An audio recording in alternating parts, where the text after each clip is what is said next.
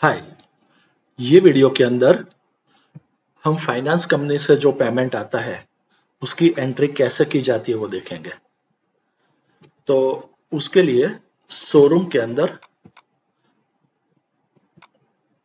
Collection के अंदर disbursement payment का ऑप्शन है।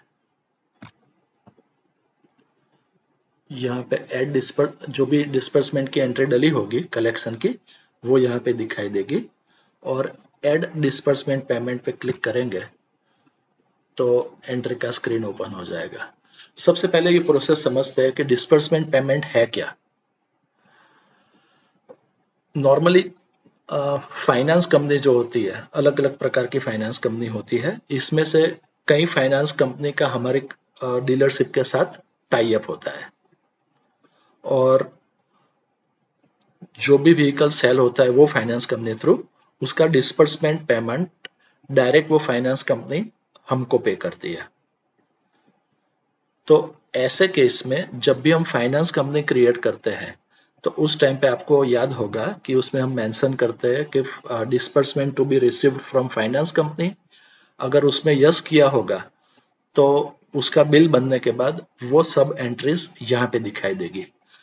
और जैसे आपने सेल्स में के वीडियो में देखा होगा, जब भी व्हीकल का सेल्स बिल बनता है और वो फाइनेंस कंपनी का अगर हमारी डीलरशिप के साथ टाई अप है तो जो भी डिस्बर्समेंट अमाउंट है उससे वो फाइनेंस कंपनी डेबिट होगी और कस्टमर क्रेडिट होगा। उस तरीके से कस्टमर का अकाउंट जीरो हो जाता है और फाइनेंस कंपनी के खाते में डिस्बर्समेंट की अमाउंट डेबिट होती है। तो जब भी हमारे पास उसका डिस्बर्समेंट आता है या तो कई फाइनेंस कंपनी क्या करती है कि डिस्बर्समेंट एडवांस में देके रखती है हमको, तो उसकी जब भी हम क्रेडिट एंट्री डालनी है तो ये ऑप्शन थ्रू हम जाएंगे डिस्बर्समेंट पेमेंट के ऑप्शन में। यहाँ पे जो तारीख को हमारे पास पेमेंट आया वो डेट डालेंगे। यहाँ पे फाइनेंस कंपनी का नाम सिलेक्ट करेंगे। जैसे हम फाइनेंस कंपनी सिलेक्ट करेंगे तो उसके जितने कस्टमर्स के पेमेंट आने के बाकी है वो हमें यहाँ पे डिस्प्ले हो जाएगा। ये जो अकाउंट है, अगर मान लीजिए कि अमाउंट में थोड़ा नॉमिनल डिफरेंस है तो वो कौन से अकाउंट में एडजस्ट करना है तो वो अकाउंट यहाँ पे हम सिलेक्ट कर सकते हैं। डेबिट अकाउंट मतलब वो जो पेमेंट है वो हमारे कौन से बैंक के अकाउंट में जमा किया था हमने, वो हमें सिलेक्ट करना है।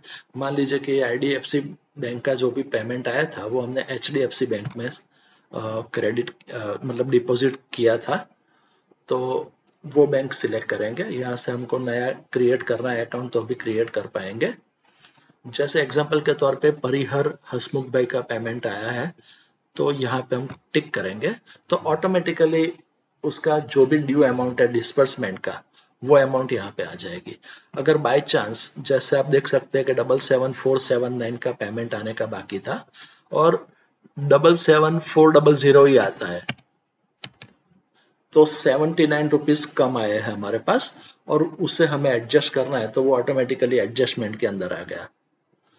और इसको हम फिर इस तरीके से जितने कस्टमर का पेमेंट हमारे पास आया है वो हम सिलेक्ट करते जाएंगे और फिगर डालते जाएंगे। और बाय चांस इसको एडजस्ट नहीं करना है तो अगर यहाँ पे हम जीरो कर देंगे तो सेल्स बिल में जो भी डिस्बर्समेंट अमाउंट है वो 77400 हो जाएगी। ये बहुत इंपॉर्टेंट है, समझिएगा।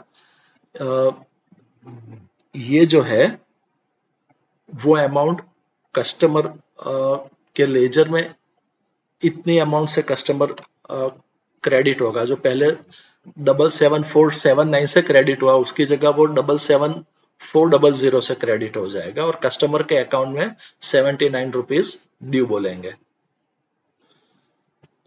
और अगर एडजस्टमेंट में डालते हैं तो ये 79 रुपीज एडजस्टमेंट के अकाउंट में जाएगी। तो यहाँ पे और कोई रिमार्क लिखनी है कस्टमर वाइज तो रिमार्क भी हम डाल सकते हैं। यहाँ पे इंस्ट्रूमेंट नंबर मतलब उनकी चेक डिटेल है या ट्रांसफर डिटेल है वो सब डाल सकते हैं। और फाइनेंस कंपनी जब भी पेमेंट करती है तो एक पेमेंट एडवाइस देती है तो वो रेफरेंस नंबर हम यहाँ पे डालेंगे। उसके अलावा भी कोई पूरी एंट्री के लिए कॉमन रिमार्क है, तो वो यहाँ पे हम डालेंगे और इसको हम सेव करेंगे। तो इसकी इफेक्ट क्या होगी कि फाइनेंस कंपनी क्रेडिट होगी और उनका जो रिसीवेबल था, डिस्बर्समेंट रिसीवेबल अकाउंट, वो डेबिट हो जाएगा और इस तरीके से फाइनेंस कंपनी का डिस्बर्समेंट जो ड्यू था वो क्लियर होता जाएगा। और आप देख सकते हैं कि यहाँ पे वो एंट्री आपको दिखाई देगी और उसका वाउचर भी हमें प्रिंट करना है तो प्रिंट कर सकते हैं और हमारी फाइल में फाइल कर सकते हैं।